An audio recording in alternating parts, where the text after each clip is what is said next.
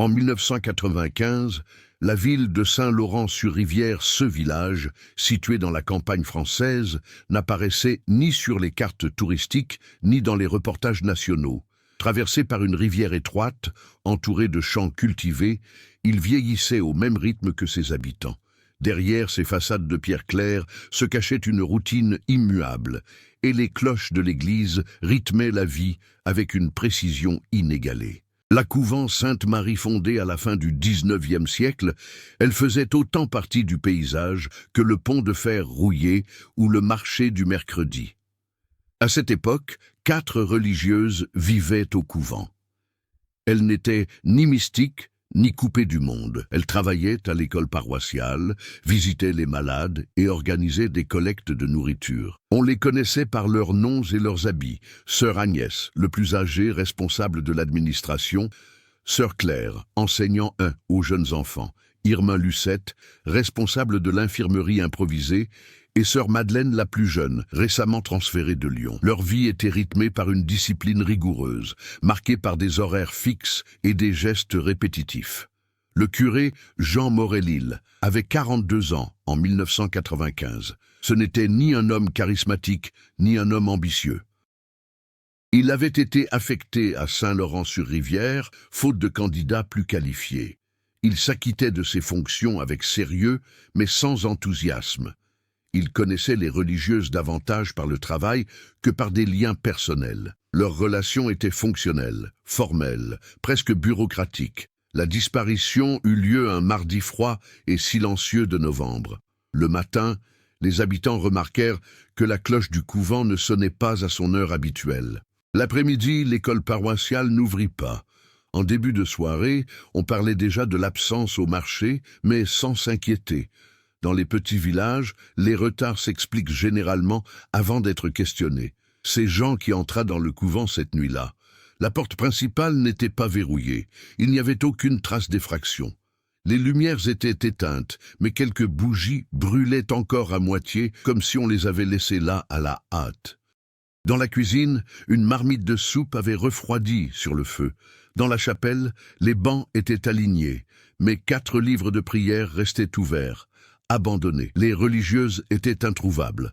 La police locale a été appelée le soir même. Le rapport initial décrivait la situation comme une absence inexpliquée, sans signe de violence apparent. Ni mots, ni valises, ni justificatif de voyage. Les effets personnels étaient intacts. Les vêtements étaient suspendus dans les placards. Les chaussures étaient alignées près des lits. Les jours suivants, la ville se transforma. Des voitures de police commencèrent à patrouiller dans des rues où rien n'avait changé depuis des décennies. Des journalistes arrivèrent, puis repartirent. Des recherches furent menées dans les champs, le long de la rivière et sur les routes secondaires. Rien ne fut trouvé. Aucun témoin n'avait vu les religieuses partir ensemble. Aucun habitant ne signala d'activité étrange cette nuit-là. Jean suivait chaque étape à distance. Il ne participait pas directement aux recherches, mais on l'interrogea à plusieurs reprises. Il répétait ce qu'il savait, c'est-à-dire pas grand-chose. Il parlait d'horaires, de routine, de l'absence de conflits apparents.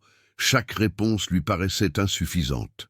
Les mois passèrent et l'affaire s'enlisa. Les enquêtes officielles furent classées sans suite, au profit d'une disparition de masse non élucidée. Des théories discrètes émergèrent, murmurées dans les cuisines et les couloirs. Fugues volontaires, sectes, crimes étouffés. Aucune ne parvint à se confirmer. Le couvent ferma ses portes l'année suivante. Les portes furent scellées, les vitraux recouverts de planches. Jean resta dans la paroisse quelques années de plus avant d'être muté. Il ne parla jamais publiquement de cette affaire. Il n'écrivit pas de mémoire. Il ne donna aucune interview. La ville tourna la page, mais les noms des 4 religieuses continuèrent d'être évités, comme si les mentionner risquaient de rouvrir des plaies que personne ne voulait affronter. 20 ans plus tard, en 2015, Jean Morel est revenu à Saint-Laurent-sur-Rivière. Il n'était plus prêtre en activité. Retraité, amaigri, les cheveux entièrement blancs, il était revenu pour des raisons pratiques. Le diocèse avait sollicité son aide pour cataloguer d'anciens documents avant la vente définitive du couvent qui allait devenir une propriété privée. En franchissant à nouveau le portail rouillé, Jean n'éprouva aucune nostalgie. L'endroit lui parut plus petit, plus exigu que dans ses souvenirs. Une odeur d'humidité imprégnait les murs. Le silence était plus pesant qu'il ne s'en souvenait. Il entra seul, portant une mallette vide et une liste de dossiers à consulter. Rien ne laissait présager que cette visite serait différente des autres tâches administratives qu'il avait accomplies tout au long de sa vie. Pourtant, tandis qu'il refermait la porte derrière lui, Jean eut l'étrange impression d'entrer non pas dans un bâtiment abandonné, mais dans quelque chose qui avait simplement été interrompu et qui attendait désormais de reprendre. Il l'ignorait encore, mais ce retour forcé dans le passé allait le confronter à une vérité jamais consignée dans les rapports de police, ni même dans les rumeurs de la ville. Une vérité restée cachée pendant 20 ans, non par hasard, mais par choix. Et cela changerait définitivement la signification de la disparition des 4 religieuses. Même 20 ans plus tard, Saint-Laurent-sur-Rivière conservait la même lenteur qui caractérisait la campagne française des années 1990. Les changements étaient superficiels, quelques façades avaient été restaurées, le marché s'était doté d'un nouvel auvent et l'ancien poste de police n'était plus ouvert qu'à temps partiel. Pourtant, la ville restait attachée aux mêmes traditions agricoles, aux mêmes familles et aux mêmes silences hérités.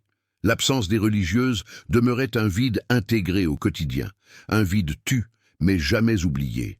Le couvent, fermé depuis 1996, occupait une position stratégique près du fleuve. Construit en calcaire, il présentait des couloirs étroits, de hautes fenêtres et un agencement intérieur davantage axé sur la surveillance que sur le confort. Chaque espace avait une fonction bien définie.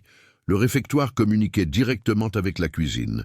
L'infirmerie était isolée à l'arrière du bâtiment et les dortoirs étaient disposés de manière à ce que le moindre mouvement soit facilement repérable. L'architecture reflétait la discipline, mais aussi le contrôle. Sœur Agnès était chargée de la gestion de cet ordre. Née en Bretagne, elle entra dans les ordres très jeune et assuma rapidement des responsabilités administratives. D'une rigueur quasi militaire, elle considérait la prévisibilité comme une forme de protection spirituelle. Sa comptabilité était méticuleuse et son souci constant était de maintenir l'autonomie financière du couvent. Peu savait cependant qu'Agnès entretenait une correspondance régulière avec les membres du diocèse de Paris, leur faisant part de problèmes internes jamais divulgués à la communauté locale. Sœur Claire avait un tempérament tout à fait différent. Issue d'une famille ouvrière marseillaise, elle s'exprimait avec aisance et faisait preuve d'une empathie naturelle envers les enfants de l'école paroissiale. Elle adaptait souvent ses méthodes pédagogiques, chose rare compte tenu de la rigidité religieuse de l'époque. Bien que respectée, elle était néanmoins considérée avec prudence par Agnès, qui jugeait ses approches trop modernes. Claire demeura néanmoins obéissante, consciente de sa place dans la hiérarchie. Sœur Lucette avait suivi une formation d'infirmière avant d'entrer dans les ordres. Elle travaillait comme aide-soignante auprès des personnes âgées de la ville et était fréquemment appelée pour des urgences domestiques. Elle connaissait des secrets médicaux, des dépendances et des maladies qui n'étaient jamais consignées dans les registres officiels. Sa discrétion était absolue. Nombre d'habitants lui faisaient davantage confiance qu'aux médecins. Cette proximité avec la dure réalité de la ville lui a permis d'avoir une vision moins idéalisée de la foi. Sœur Madeleine, la plus jeune, était arrivée seulement 8 mois avant la disparition. Transférée de Lyon, après une formation jugée problématique, elle apporta avec elle une certaine agitation. Elle observait plus qu'elle ne parlait et avait l'habitude de se promener seule le long des berges de la Seine. Certains résidents remarquèrent son malaise face à la discipline du couvent, mais l'attribuèrent à une adaptation naturelle. Aucun document officiel ne fait état de conflit direct, bien que son arrivée ait coïncidé avec de subtils changements dans la dynamique interne. En tant que curé, Jean Morel naviguait entre ces deux mondes sans jamais s'intégrer pleinement à aucun. Sa formation théologique était classique, mais son expérience pastorale avait toujours été marquée par une certaine distance émotionnelle. À Saint-Laurent-sur-Rivière, il avait adopté une approche administrative, évitant de s'impliquer profondément dans les conflits locaux. Cela lui avait garanti une certaine stabilité, mais l'avait aussi éloigné des tensions réelles qui s'accumulaient sous la surface de la routine religieuse. Les relations de Jean avec les religieuses se limitaient aux rencontres officielles et aux célébrations liturgiques. Il entrait rarement dans les dortoirs ou à l'infirmerie.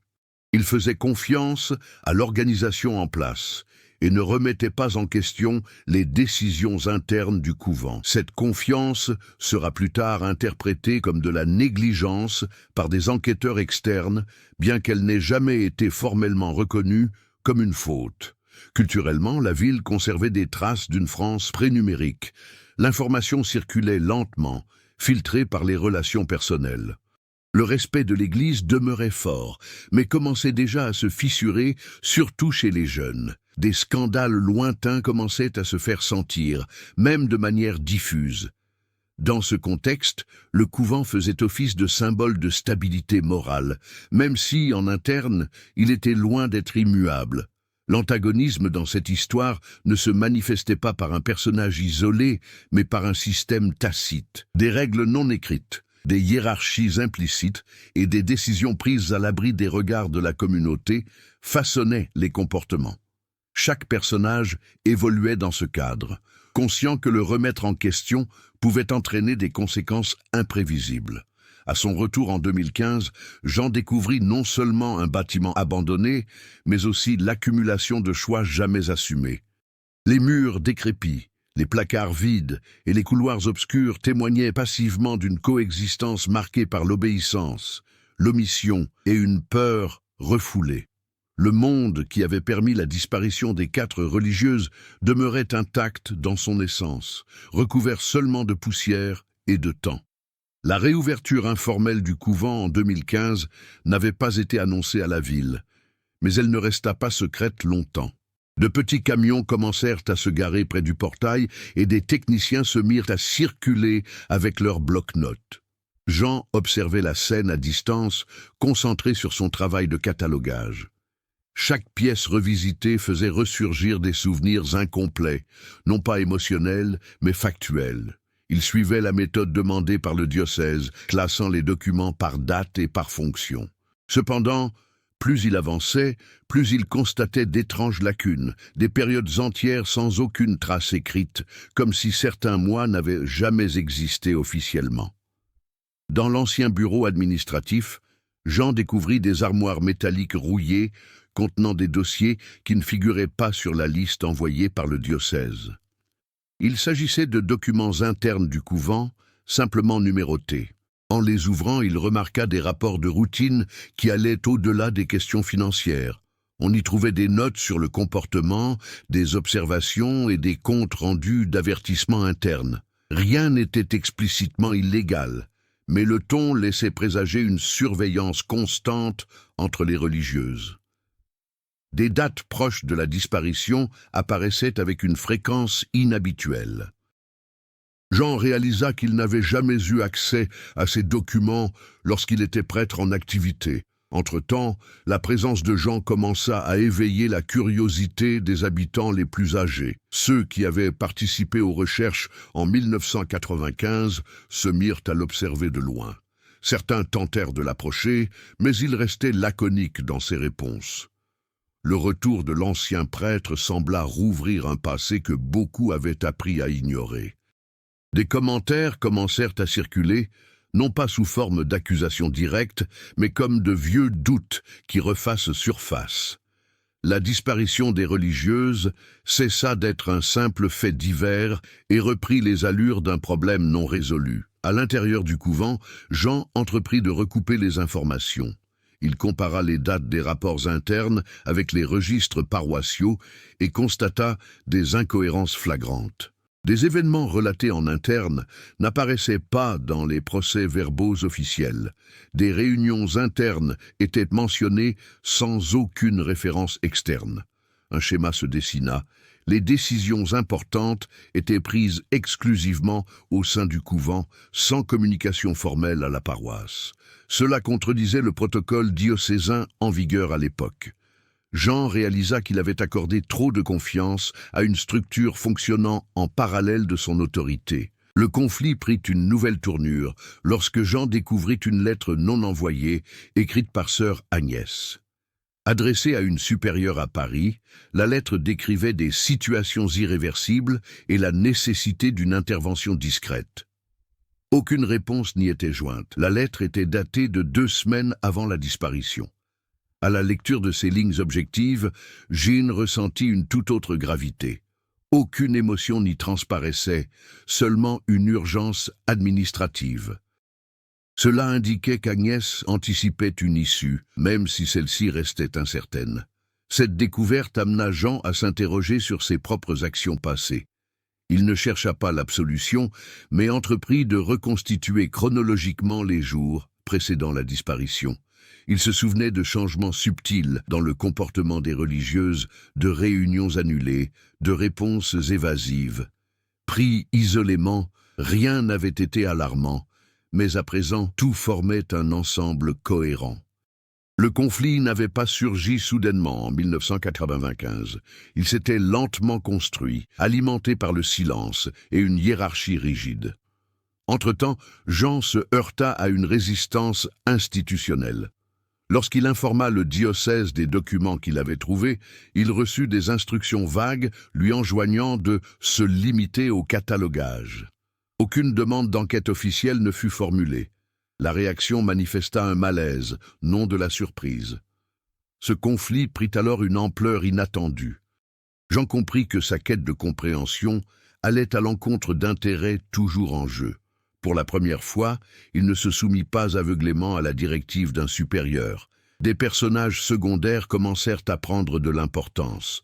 Un policier à la retraite, ayant participé aux premières recherches, chercha discrètement à rencontrer Jean. Il apporta des souvenirs fragmentaires, évoquant des ordres contradictoires reçus à l'époque. Il affirma que certains secteurs n'avaient jamais été fouillés, sans explication claire. Un autre habitant mentionna avoir vu des lumières allumées au couvent quelques jours après la disparition, une information qui ne fut jamais consignée officiellement. Ces témoignages complexifièrent le conflit, sans toutefois apporter de réponse directe. L'antagonisme cessa d'être abstrait et commença à se manifester comme un réseau de décisions incontestées. Il n'y avait pas d'ennemi unique, mais une série d'omissions coordonnées. Jean n'affrontait pas un individu, mais un système qui privilégiait la stabilité institutionnelle à la vérité. Chaque nouveau document renforçait cette impression. Le conflit, désormais, ne consistait plus seulement à comprendre le passé, mais aussi à décider jusqu'où il était prêt à aller dans le présent. Au fil de son enquête, Jean commença à percevoir des changements dans son propre comportement. Auparavant passif, il adopta une démarche d'investigation. Il photographia des documents, en fit des copies non autorisées et prit des notes personnelles. Chaque acte marquait une rupture avec son obéissance passée. Le développement du conflit reflétait cette transformation progressive. Il ne recherchait plus la justice publique, mais la cohérence de son être. La disparition des religieuses cessa d'être un mystère lointain et devint une confrontation directe avec ses propres choix. Le conflit atteignit un point critique lorsque Jean découvrit des références répétées à un espace jamais mentionné sur les plans du couvent. Un lieu décrit simplement comme « annexe inférieure ». Aucun plan officiel ne le prévoyait.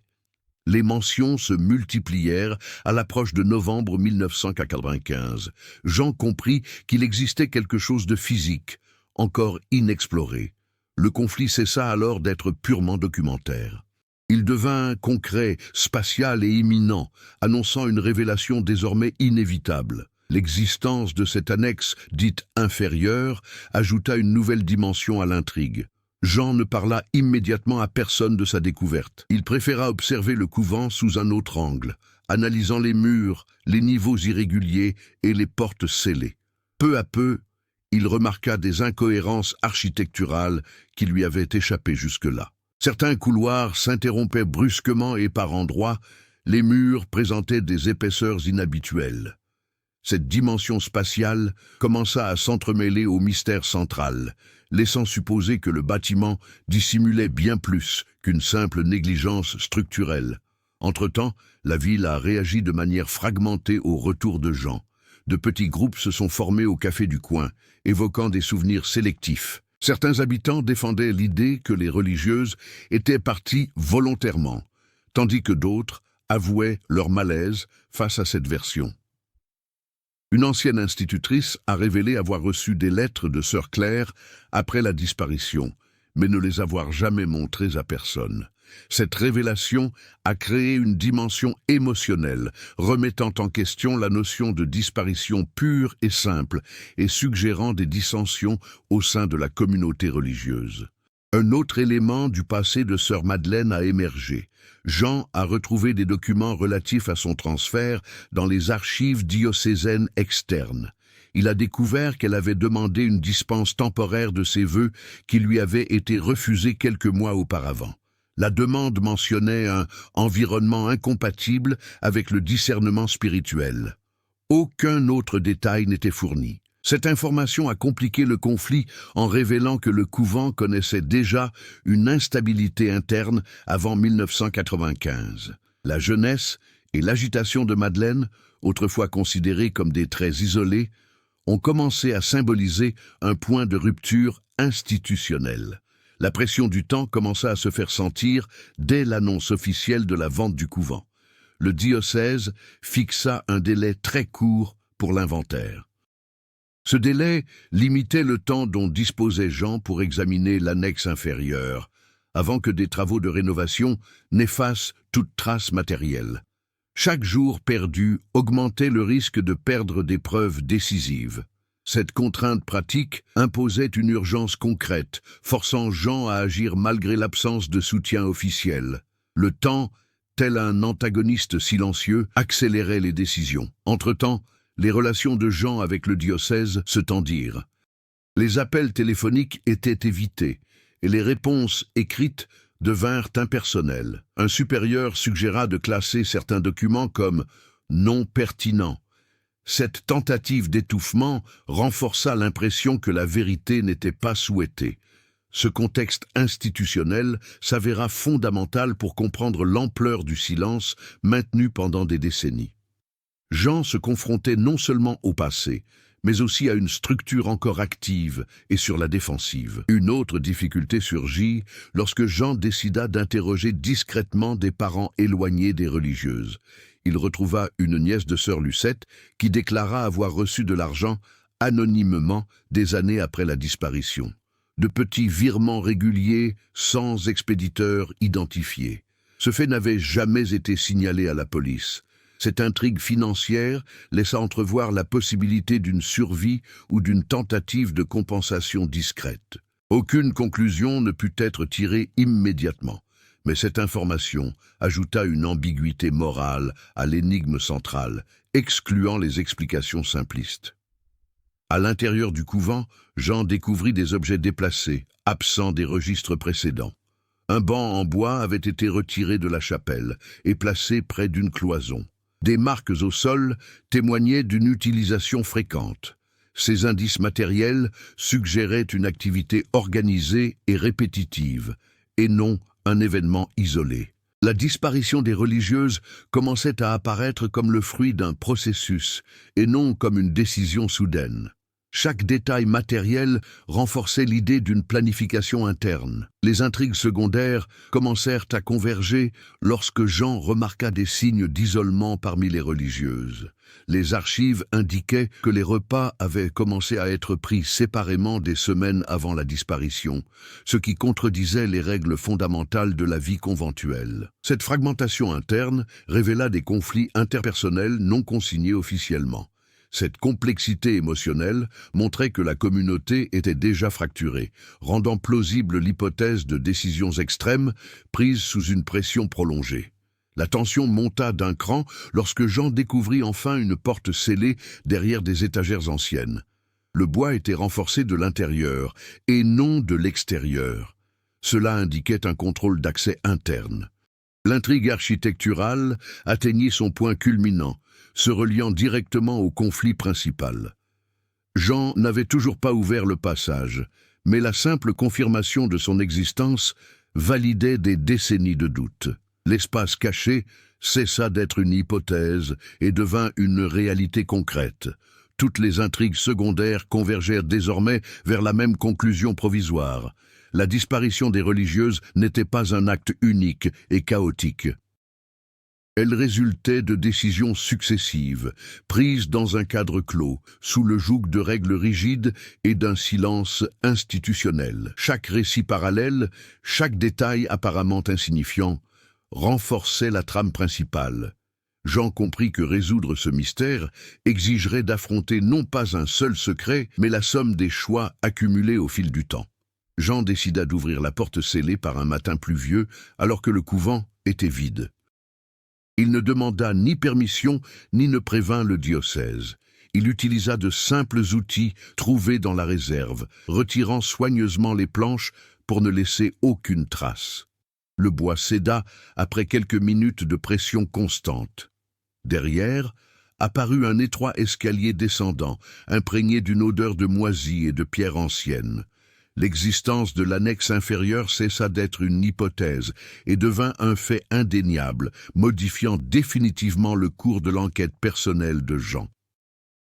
L'escalier menait à un espace souterrain plus vaste qu'il ne l'avait imaginé. Le plafond bas, soutenu par de vieilles poutres, indiquait une construction antérieure au couvent lui-même. Un éclairage rudimentaire, composé de bougeoirs et de vieux câbles, laissait supposer une utilisation prolongée. Le sol portait les marques de pas répétés. Jean avançait lentement, enregistrant mentalement chaque détail. Il n'avait pas l'impression de faire une découverte archéologique, mais plutôt de pénétrer dans un lieu délibérément dissimulé, ignoré de tout registre officiel pendant des décennies. Au centre de l'annexe, Jean découvrit une simple table, 4 chaises et une armoire métallique fermée à clé. Rien n'indiquait un abandon soudain. Au contraire, l'endroit semblait organisé et fonctionnel. Dans l'armoire, elle trouva des dossiers protégés par du plastique. Les documents qu'ils contenaient n'étaient pas administratifs. Il s'agissait de rapports manuscrits signés par les 4 religieuses. Chaque texte décrivait des conflits internes, des sanctions disciplinaires et des décisions prises collectivement sous la pression. Ce récit interne déconstruisait l'image d'harmonie religieuse affichée de l'extérieur. Les confessions ont révélé que sœur Agnès avait instauré un régime de surveillance interne suite aux plaintes déposées par Madeleine auprès du diocèse. Craignant une intervention extérieure, Agnès a isolé le couvent, centralisant les décisions dans cet espace souterrain. Les réunions dans l'annexe inférieure sont devenues obligatoires. Toute question était considérée comme une désobéissance spirituelle. Claire et Lucette ont témoigné d'une peur grandissante, mais aussi d'une complicité forcée. Madeleine a décrit ses tentatives infructueuses de partir, toujours contrariées par des arguments moraux et administratifs. Le tournant décisif s'est produit lorsque Jean a découvert un document final, daté de 2 jours avant la disparition. Dans ce document, les 4 religieuses avaient signé une décision commune de retrait définitif de la vie communautaire, négociée par Agnès. Le texte ne mentionnait ni évasion ni dénonciation, seulement un retrait silencieux pour préserver l'institution. Il faisait référence à un soutien extérieur discret, sans toutefois nommer les personnes concernées. Jean a compris que la disparition n'était pas un crime à proprement parler, mais une solution extrême, orchestrée en interne, pour éviter un scandale public. Cette révélation a complètement bouleversé notre compréhension de cette hostilité. Il n'y avait pas eu de violence physique immédiate, mais une coercition psychologique continue. Le départ des religieuses avait été planifié, organisé et effacé des registres officiels. Jean comprit que le diocèse avait probablement facilité cet effacement, même sans en connaître tous les détails. Le mystère ne portait plus sur le lieu où se trouvaient les religieuses, mais sur la manière dont toute une institution avait collaboré à leur disparition symbolique. La réaction émotionnelle de Jean ne s'est pas manifestée par du désespoir ou une culpabilité manifeste. Ce fut un changement silencieux. Il ressentait le poids de sa passivité passée. Sa confiance aveugle avait permis que des décisions importantes soient prises sans aucun contrôle. Le tournant ne fut pas seulement la découverte matérielle de l'annexe, mais la prise de conscience que son omission avait été un élément essentiel du mécanisme qui avait permis la disparition. En quittant l'annexe, Jean ne referma pas la porte. Il la laissa délibérément ouverte. Ce simple geste marquait une rupture avec des décennies de dissimulation. Il savait qu'à partir de cet instant, il ne pouvait plus reculer. Les connaissances qu'il avait acquises exigeaient des conséquences. L'affaire n'était plus une simple enquête, mais une affaire de morale. Jean ne réclamait pas de punition immédiate, mais il n'accepterait plus le silence comme réponse. L'événement inattendu ne résidait pas dans l'existence de cet espace caché, mais dans la nature de la décision finale des religieuses. Elles n'avaient été ni enlevées de force, ni n'avaient fui impulsivement. Elles avaient été contraintes de disparaître pour protéger une structure qui les dépassait. Cette révélation a maintenu le récit en suspens, déplaçant les attentes d'un crime traditionnel vers un profond conflit éthique ancré dans le pouvoir institutionnel et l'obéissance. Ce tournant a redéfini le rôle de Jean dans l'histoire. Il a cessé d'être un observateur passif pour devenir un acteur de la révélation. Dès lors, son parcours ne consisterait plus à comprendre le passé, mais à décider du sort d'une vérité qui n'aurait jamais dû être occultée. La disparition des 4 religieuses a enfin acquis une signification bouleversante et irréversible. La découverte de l'annexe inférieure ne resta pas longtemps confinée à l'esprit de Jean. Bien qu'il n'en ait informé personne officiellement, son changement de comportement devint perceptible. Il commença à se déplacer dans le couvent avec moins de prudence, laissant les portes ouvertes et les documents à la vue de tous. Cette attitude suscita des remarques parmi les techniciens chargés de l'inspection, qui remarquèrent des zones jusque-là inaccessibles. La conséquence immédiate fut la rupture du secret. L'espace caché commençait peu à peu à être dévoilé. Jean entreprit un travail parallèle de classement des documents trouvés dans l'annexe. Il sépara les comptes des religieuses, les comparant aux archives diocésaines et civiles. Chaque vérification révéla des omissions flagrantes, des dates identiques, des réunions qui n'avaient jamais eu lieu officiellement, des virements financiers sans destination identifiée. Il en résulta la constitution d'un dossier informel, créé en dehors de tout cadre institutionnel. Jean n'agissait plus comme prêtre ou archiviste, mais comme celui qui avait assumé la responsabilité de consigner ce qui avait été effacé. Les réactions extérieures commencèrent discrètement. Un employé de la mairie, ayant appris l'existence de l'annexe, demanda un accès technique au lieu, invoquant des risques structurels. Jean y vit une tentative détournée de prise de contrôle. Il refusa la demande, arguant que l'inventaire n'était pas encore terminé. Ce refus marqua un point de tension au sein de l'administration. Pour la première fois, les autorités civiles et religieuses manifestèrent un intérêt manifeste pour limiter l'accès à ce qui avait été découvert. Dans la ville, les rumeurs s'intensifièrent. Des personnes qui n'avaient jamais commenté la disparition commencèrent à réexaminer leurs souvenirs. Le café du quartier devint un lieu de reconstruction collective. Des histoires auparavant jugées insignifiantes prirent un nouveau sens.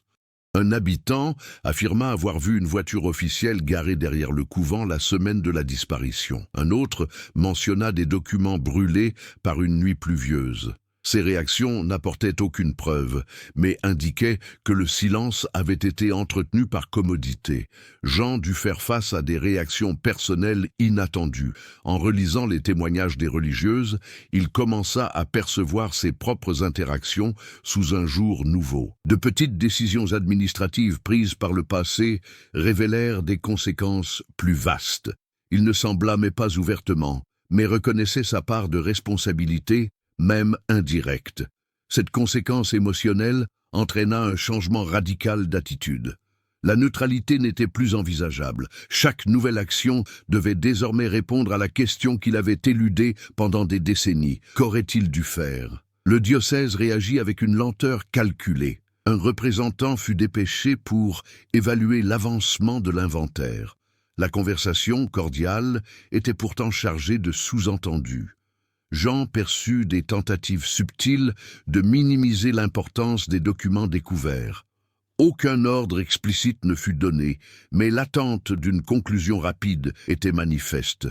Il en résulta une aggravation du conflit institutionnel. Le silence n'était plus seulement un héritage du passé, mais une stratégie active dans le présent. Les techniciens chargés de la future rénovation du couvent commencèrent à presser les délais. Ils invoquèrent l'augmentation des coûts et les engagements contractuels. Jean comprit que le temps était devenu un facteur déterminant. Chaque jour de retard augmentait le risque de modification ou de destruction de l'annexe. Cette conséquence concrète imposait des décisions rapides. Il entreprit de faire des copies papier et photographiques des documents, qu'il entreposa hors du couvent, afin d'éviter des pertes irréversibles. Les réactions se sont également fait sentir dans le domaine juridique. Un avocat local a contacté Jean après avoir entendu des rumeurs concernant de nouvelles découvertes. Il a suggéré que toute divulgation publique pourrait entraîner des poursuites judiciaires complexes. Bien qu'il ne s'agisse pas d'une menace directe, la conversation a clairement indiqué que divers intérêts seraient en jeu. La conséquence fut une augmentation des risques personnels. Jean a compris que sa quête de la vérité pourrait avoir des conséquences concrètes et pas seulement morales ou institutionnelles. En interne, l'impact le plus profond fut la redéfinition du sens de la disparition. Les religieuses cessèrent d'être perçues comme des victimes passives ou des figures énigmatiques. Elles devinrent les actrices d'une décision extrême, prise sous la contrainte, mais en toute conscience. Cette conséquence modifia le récit émotionnel de l'affaire. Il n'y eut ni rédemption simple, ni coupables isolés. Seulement une chaîne d'action alimentée par l'absence délibérée de questionnement. Au terme de cette phase, Jean comprit qu'il n'y aurait plus de retour à la normale. Le tournant avait engendré des ondes de choc qui se propageaient désormais dans toutes les directions. Chaque réaction institutionnelle ou personnelle renforçait l'urgence d'un choix final. Garder le silence reviendrait à perpétuer la disparition symbolique des religieuses. Le rompre impliquerait d'affronter des conséquences encore plus graves. L'histoire avançait, mue non plus par le mystère, mais par l'inéluctabilité de la décision. Jean commença à agir avec une discipline différente de celle qui avait caractérisé sa vie de clerc. Il établit des horaires rigoureux pour l'examen des documents, la prise de photos des preuves et la consignation de ses observations personnelles. Il ne recherchait plus de conseils extérieurs. Cette autonomie nouvellement acquise était certes déstabilisante, mais nécessaire. Chaque décision prise sans autorisation formelle représentait un progrès symbolique par rapport à l'obéissance qu'il avait définie pendant des décennies. L'évolution de Jean ne fut pas tumultueuse, mais progressive, se manifestant dans sa manière de prendre en main des actions qu'il aurait auparavant automatiquement déléguées à ses supérieurs. Un nouveau défi se présenta lorsque Jean décida de cartographier intégralement l'annexe inférieure. Il mesura les murs, dessina des schémas et les compara aux anciens plans de la ville. Ce travail révéla que l'espace souterrain s'étendait au-delà des limites du couvent, relié à des structures antérieures à sa fondation religieuse. Cette découverte exigea un apprentissage technique improvisé. Jean passa des nuits à étudier des documents historiques et les méthodes de base du relevé architectural. Le défi n'était pas physique, mais intellectuel, et nécessitait une adaptation à des tâches qu'il n'avait jamais accomplies auparavant. Jean dut également relever le défi d'établir des limites claires avec le diocèse. Lorsqu'il reçut de nouveaux messages suggérant la clôture de l'inventaire, il répondit par des rapports détaillés et des questions précises. Il n'acceptait plus d'instructions vagues. Ce changement d'attitude modifia la dynamique du pouvoir. Il cessa d'être un récepteur passif et devint un interlocuteur critique. Cette évolution se manifesta dans son langage, plus objectif, moins déférent. Chaque réponse écrite consolida sa transformation en une personne capable de défendre des positions délicates. Un autre obstacle surgit lorsque Jean décida de partager certaines de ses découvertes avec le policier à la retraite. Il ne révéla pas tout, mais présenta suffisamment d'éléments pour confirmer des soupçons de longue date. La conversation fut brève et sans incident. Cette démarche représentait un risque calculé. Jean avait besoin de vérifier si la vérité pouvait exister en dehors de son champ de responsabilité exclusif. Son évolution résidait dans sa capacité à faire confiance de manière sélective, chose qu'il avait évitée tout au long de sa vie sacerdotale par crainte des conflits. La pression du temps s'intensifiait à mesure que la date de la vente du couvent approchait. Jean réorganisa ses priorités. Il abandonna les tâches secondaires et se concentra uniquement sur ce qui pouvait être définitivement perdu. Ce choix impliquait d'accepter que tout ne serait pas résolu. Relever ce défi signifiait apprendre à agir malgré les contraintes sans pour autant se laisser paralyser. Il commença à distinguer l'essentiel du superflu, une capacité qu'il n'avait jamais pleinement développée au cours de sa vie religieuse. Jean a également rencontré une résistance intérieure lorsqu'il s'est replongé dans ses souvenirs personnels. De vieilles photographies du couvent révélaient sa présence lors d'événements marquants. Au lieu d'éviter ces images, il a commencé à les analyser comme des documents. Cette objectivation de son propre passé a constitué une étape importante de son évolution. Il a cessé de se percevoir uniquement comme une figure morale et a commencé à se voir comme un acteur de l'histoire, capable de reconnaître ses erreurs sans en être paralysé. Une avancée significative eut lieu lorsque Jean décida de faire inscrire officiellement l'existence de l'annexe inférieure au registre d'état civil. Il s'appuya sur des arguments techniques et historiques, évitant toute référence religieuse. Cette action atténua le contrôle exclusif du diocèse sur les lieux. Il s'agissait d'un simple acte administratif, mais lourd de sens. Jean avait appris à se servir des structures laïques pour protéger la vérité, rompant ainsi avec sa dépendance exclusive à l'égard de la hiérarchie religieuse. L'évolution de Jean se manifestait aussi dans sa façon d'interagir avec la ville. Il fréquentait assidûment les lieux publics, écoutant les récits sans les corriger ni les filtrer. Cette écoute active lui permettait d'intégrer de multiples versions des événements. Jean ne recherchait plus un récit unique, mais une compréhension globale. La véritable avancée résidait dans l'abandon du besoin de contrôle interprétatif, dans l'acceptation de la complexité comme une composante inévitable de la vérité. En organisant tous les documents rassemblés, Jean réalisa que sa motivation avait changé. Il n'agissait plus seulement pour réparer les erreurs du passé, mais pour empêcher qu'elles ne se reproduisent. Ce changement d'orientation témoignait d'une évolution éthique. Il commença à rédiger un rapport final, non pas comme une accusation, mais comme un compte-rendu historique détaillé. Chaque mot était choisi avec soin, conscient de son impact potentiel. L'écriture devint le prolongement de sa transformation.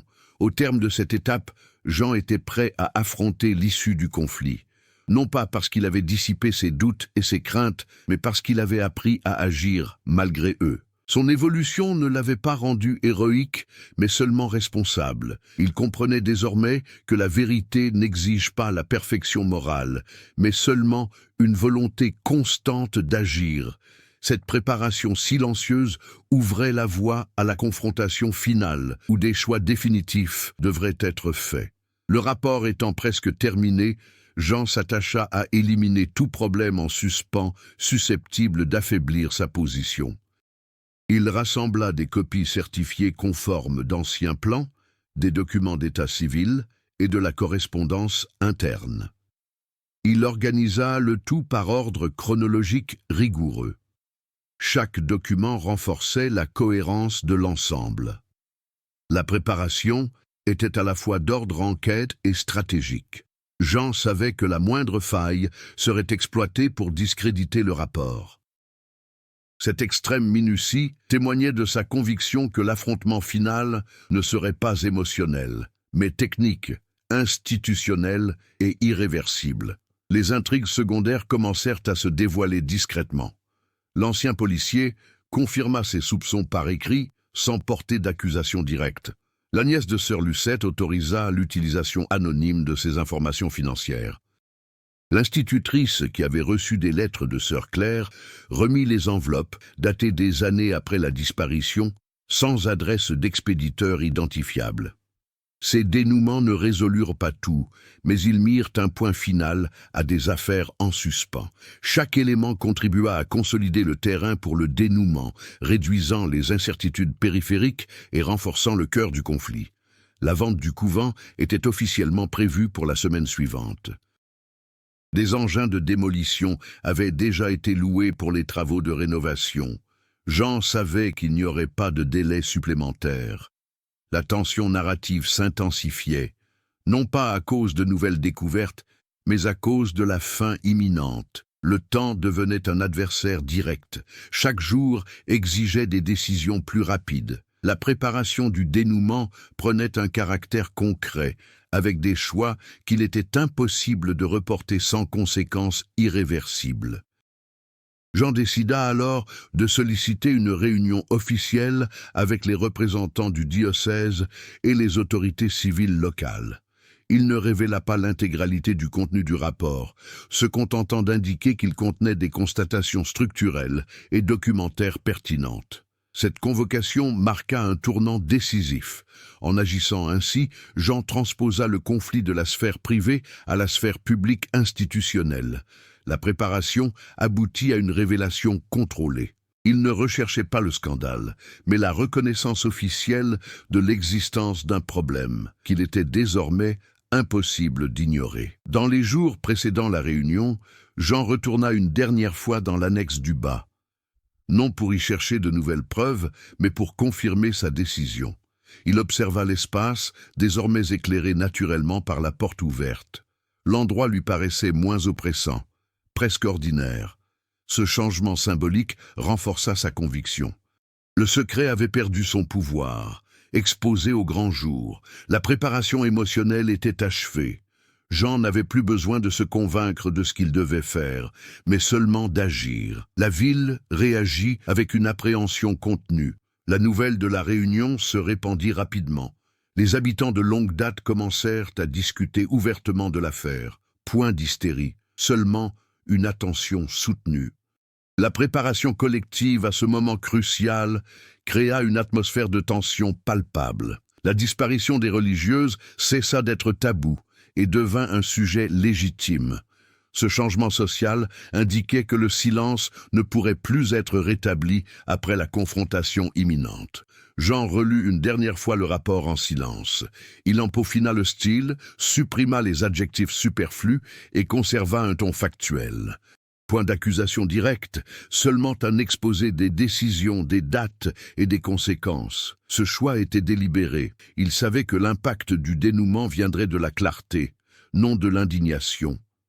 Cette ultime préparation était guidée par l'éthique. Jean refusait de remplacer un silence par un discours manipulateur. À la veille de la réunion, un représentant du diocèse tenta de le contacter directement. Il proposa une conversation privée avant la rencontre officielle. Jean refusa poliment. Ce refus symbolisait la fin définitive de sa précédente attitude conciliante. La préparation de ce moment crucial exigeait une transparence totale.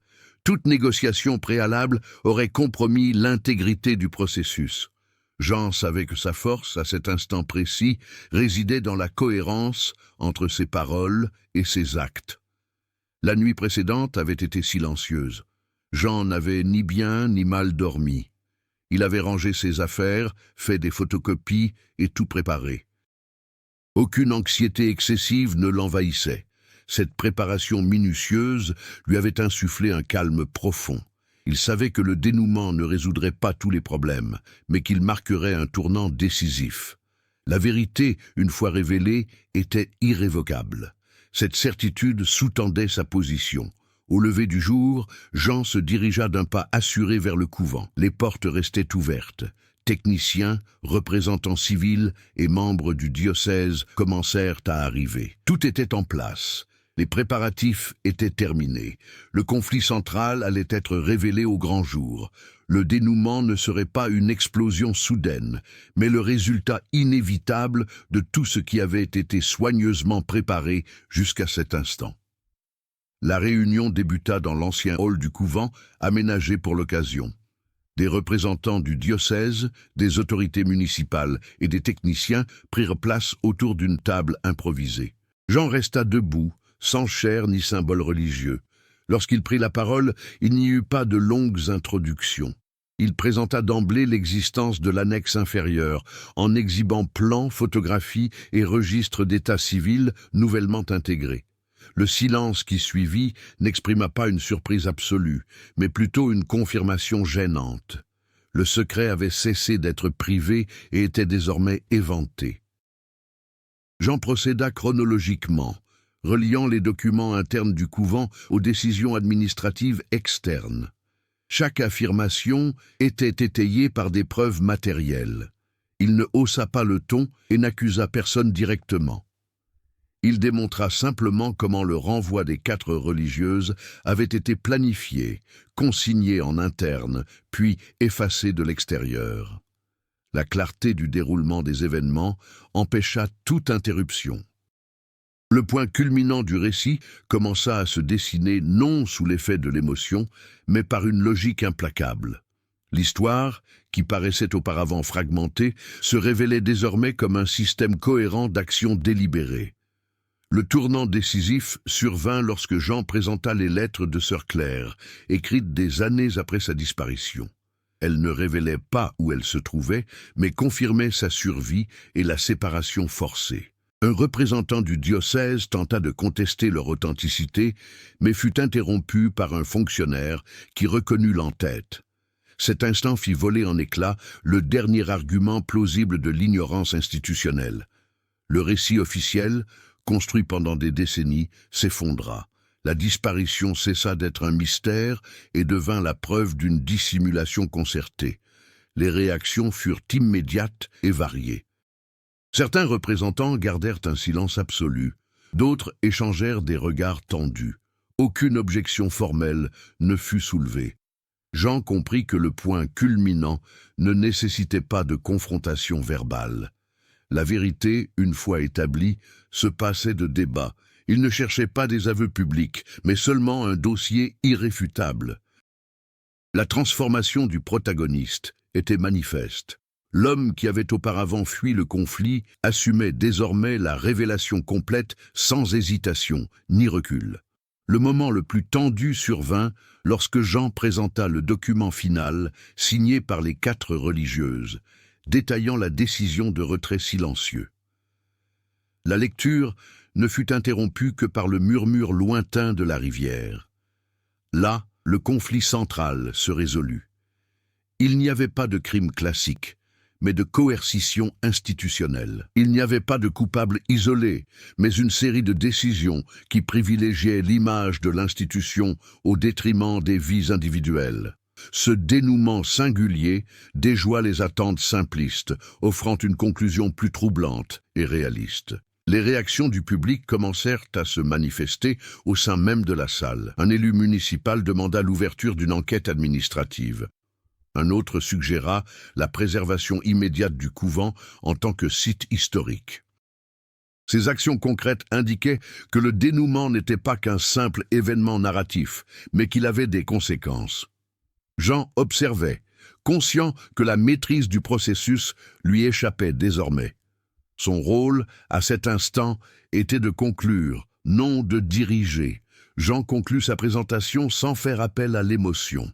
Il déclara simplement que les documents seraient remis aux archives publiques et mis à la disposition de tous pour une enquête indépendante. Cette décision finale symbolisait sa transformation complète. Il ne recherchait ni l'absolution personnelle, ni la reconnaissance institutionnelle. Il voulait simplement s'assurer que le silence ne puisse plus être rétabli. Le point culminant fut atteint dans ce choix simple et définitif, cohérent avec toute l'évolution accomplie tout au long du récit. La tension se dissipa peu à peu, laissant place à un poids collectif. Ni applaudissements, ni protestations. Seule régnait la conviction partagée qu'un événement irréversible s'était produit. La disparition des 4 religieuses, restée 20 ans comme un mystère gênant, prenait désormais des contours clairs et des conséquences concrètes. La ville, le diocèse et le couvent lui-même entrèrent dans une nouvelle phase, marquée par l'impossibilité de revenir à la version antérieure des faits. Jean resta dans le hall après la clôture officielle. Il observa les gens partir en silence, mallette à la main, le visage impassible. Il n'éprouvait pas de soulagement, mais un sentiment d'accomplissement. Le dénouement ne lui avait pas apporté la rédemption, seulement une certaine cohérence. Sa transformation n'avait pas fait de lui un héros, mais quelqu'un prêt à agir jusqu'au bout. Cela lui suffisait. Lorsqu'il quitta le couvent, les portes restèrent ouvertes. L'espace auparavant scellé était devenu accessible. Le point culminant de l'histoire ne fut pas une explosion émotionnelle, mais la révélation maîtrisée d'une vérité systématiquement dissimulée. Jean sortit sans se retourner. Le conflit central était résolu. Ce qui allait suivre serait fait de conséquences, non de doute. Dans les semaines qui suivirent la rencontre, Saint-Laurent-sur-Rivière connut des changements discrets mais profonds. L'enquête administrative fut officiellement ouverte, non pas comme une procédure pénale, mais comme une révision historique institutionnelle. La vente du couvent fut suspendue et des équipes techniques commencèrent à le traiter comme un patrimoine sensible. La ville ne devint pas le théâtre d'un scandale, mais d'une réévaluation silencieuse. La disparition des 4 religieuses cessa d'être une rumeur gênante pour s'inscrire dans la mémoire collective de manière concrète, documentée et indiscutable. Le diocèse a réagi par des déclarations officielles soigneusement rédigées. Il a reconnu des manquements administratifs sans admettre d'intention délibérée. Bien qu'aucune sanction individuelle n'ait été immédiatement infligée, une restructuration interne a été mise en œuvre et une partie des archives a été rouverte. Cette réaction, aussi limitée soit-elle, a marqué un tournant significatif. Le silence absolu avait été rompu. La conclusion institutionnelle n'a pas rendu pleinement justice, mais elle a créé un précédent. Les décisions prises au nom de la préservation symbolique de la foi pouvaient enfin être publiquement remises en question. Jean a suivi ces événements sans prendre l'initiative. Il a remis tous les documents promis et a décliné les invitations à des entretiens. Sa participation active s'est achevée avec la révélation des faits. Le dénouement de son parcours ne fut pas marqué par une reconnaissance publique, mais par une paix intérieure. Il avait fait ce qu'il avait évité pendant des décennies, agir malgré les conséquences. Ce choix a redéfini son rapport au passé, non pas en effaçant ses erreurs, mais en les intégrant avec honnêteté à sa propre histoire. Le couvent, désormais préservé, est devenu un lieu de visites encadrées. L'annexe inférieure a été officiellement enregistrée et intégrée au plan du site. Point de plaque sensationnaliste ni de récit simpliste. Le lieu en est venu à symboliser non pas un crime isolé, mais les risques d'un pouvoir exercé sans contrôle. La conclusion spatiale de cette histoire était silencieuse, mais définitive. Ce qui avait été caché était désormais exposé au grand jour, non comme un spectacle, mais comme un avertissement permanent.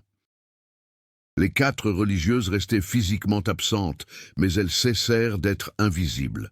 Leurs noms commencèrent à apparaître dans les archives publiques, contextualisés de manière appropriée.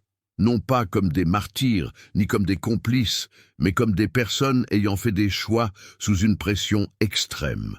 Le dénouement de leur histoire ne leur offrit ni retrouvailles émouvantes, ni révélations tardives.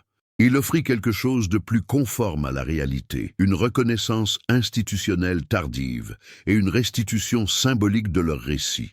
La ville s'est peu à peu adaptée au nouveau récit. Des conversations auparavant évitées ont commencé à s'engager naturellement. Point de division ouverte, seulement une acceptation progressive. La disparition, d'abord vécue comme un traumatisme silencieux, est devenue un fait historique.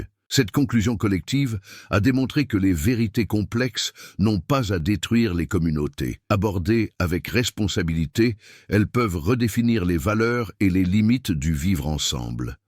Jean quitta Saint-Laurent-sur-Rivière quelques semaines plus tard. Il n'y eut pas d'adieux officiels. Il partit comme il était revenu, discrètement. La différence résidait dans son attitude. L'homme qui partait ne portait plus l'omission comme identité centrale. Sa conclusion personnelle était empreinte de simplicité. Il ne recherchait pas un nouveau grand dessein, seulement une continuité authentique. La transformation qu'il avait vécue n'exigeait pas d'applaudissements, seulement la pérennité. Dans sa nouvelle routine, Jean commença à organiser les archives historiques de petites institutions civiles.